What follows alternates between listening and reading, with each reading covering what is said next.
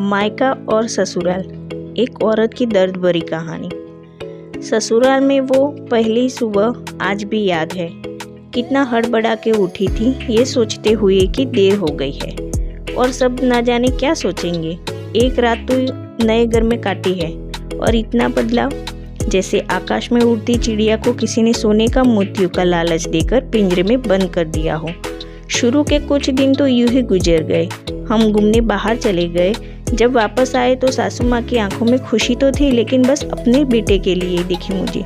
सोचा शायद नया रिश्ता है, दूसरे को समझने में देर लगेगी, लेकिन समय ने जल्द ही एहसास करा दिया कि मैं यहाँ बहू हूँ, जैसे चाहूँ वैसे नहीं रह सकती। कुछ कायदा मर्यादा है जिनका पालन मुझे करना होगा।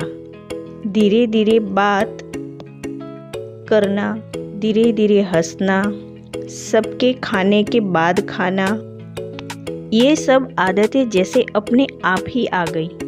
घर में माँ से भी कभी कभी ही बात होती थी। धीरे धीरे पीहर की याद सताने लगी। ससुराल में पूछा तो कहा गया अभी नहीं, कुछ दिन बाद। जिस पति ने कुछ दिन पहले ही मेरे माता पिता से ये कहा था कि पास ही तो है, कभी भी आ जाएगी, उनके भी सुर बदलते हुए थे। अब धीरे धीरे समझ आ रहा था कि शादी कोई खेल नहीं, इसमें सिर्फ घर नहीं बदलता बल्कि आपका पूरा जीवन ही बदल जाता है।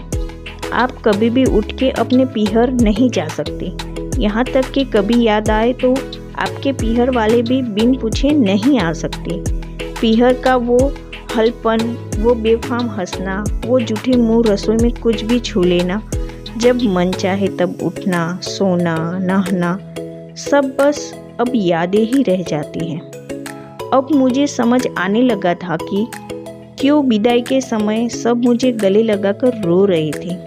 असल में मुझसे दूर होने का एहसास तो उन्हें हो ही रहा था, लेकिन एक बात और थी जो उन्हें अंदर ही अंदर परेशान कर रही थी कि जिस सच से उन्होंने मुझे इतने साल दूर रखा, अब वो मेरे सामने आ ही जाएगा।